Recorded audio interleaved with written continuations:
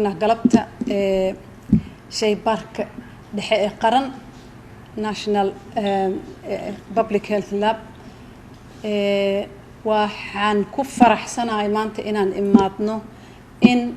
عن شيء كرنا إن COVID-19 تستجع أما باريتانك هذا كدي بلغو سمينايو أنت مقالة مقدشو شيء بارك قرن ودريمي كرتين وانا للسعودين marka cudur dilaacan dhacay walwalka ugu weyn oo haystay waxay ahayd in aanan haysanin qalabkii lagu ogaan lahaa cudurkan COVID-19 inuu yaani qofka qaba inuu negative qofka qaba waxa la isku dayay juhdi badan horaan u sheegnay makiinada cusub in loo dalbayo dad nagu kaalmeeyeen ay soo socdaan oo saddex ah laakiin kii yaalay ayaa waxa la isku dayay ilaa iyo intii ay ma aragtay soo baxday dibkan cudurkan uu soo dilaacay sidii looga shaqaysiin lahaa waxyaalo badan ka dhinna waxana kaalmeeyay hay'adda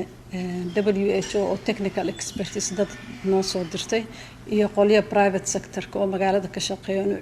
mahad celinayna oo noo keenay waxyaalo ka dhimanaasi ay makiinadan PCR ka u shaqeyso waa muhiim in wadanka gudihiisa lagu baaritaanka lagu sameeyo sababtoo ah mar walba ma sameyn kartid baaritaan badan cadad badan dibadda uma diri kartid ilaahay anaga haya cudurkan labada shay ee ugu daran waxa waaye ka hortagga iyo xakameynta inaan helno qalab lagu baarana muhiimadda ay leedahay waa taas yaani in cudurkii laga hortagi karo lana xakameyn karo si uusan u fidin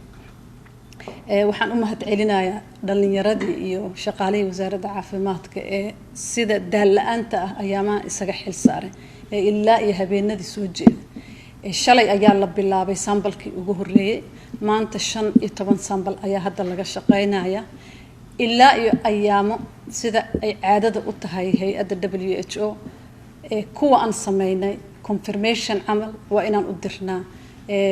laabyada kale oo WHO certified ka yaani ruqsadda ka haysta lagu sameyn karo waa waqti yar si loo fiiriyo resultska natiijada anaga kuweena ay sambaleskeena inta ay ku sameey ay ku helay yaani lagu cadeeyay in meelaha kale loo diraayana iyagana isla natiijadii ay xaqiijiyaan taas waxayna siinaysaa inaan WHO iyo hay'adaha u sameys yaani ku shaqeey arrimahan inayna siiyaan go ahead hore loo socdo waa la sameyn Soomaaliya waa sameyn kartaa labkeenan shaybaarkeenan qaran waa sameyn karaa marka waa runtii waxaan wada sugaynaa waaye oo ayaamahan aad loogu mashquulsanaa oo aan laga fariisanin component weyn ah ka hortagga cudurkan coronavirus 19 waxaana mar labaad mahad celinaya si kal iyo laab dhalinyaradii iyo shaqaalihii guud ahaan ka wada shaqeeyay inay hirgasho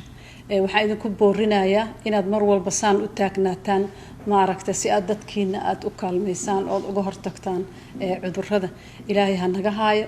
ilaa ay hadda 7 case ayaa cudurkii Soomaaliya la xaqiijiyo oo jawaabtooda ay noqotay 7 laba waxa laga keenay Hargeysa shanta kale waxay ahaayeen 2 ajnabi ah iyo 3 qof oo Soomaali ah alxamdulillah hal qof waa ka bogsooday tijaabadii koowaad ee la diray waxa lagu daray mid labaad iyo mid saddexaad si loo xaqiijiyo in qofkan cudurka jirkiisa uu ku jirin viruska jirkiisa uu ku jirin ilaahay waxaan ka rajaynayaa inta dhimanna iyagana in laga waayo cadaymada oo aan jeclahay inay waqtigan soo dhamaadeen marka waa dadaal iyo juhdi ay gashay wasaaradda caafimaadka iyadoo kaalmeysanaysa hay'adihii kaalmeynay xafiiska ra'iisul wasaaraha iyo cid kastoo ka qayb qaadatay waxaan baaq u dirayaa marka qof allaala qofkii waxaana la soo xiriiray dad Soomaali ah oo expertise u leh inay waxyaalahan kala shaqeyn karaan shaybaarka waa u mahad celinayaa cid allaala cidii kaalmo ka geysan karto haba yaraatee sidii uu laabkan yaani shaybaarkan hore ugu sii socon lahaa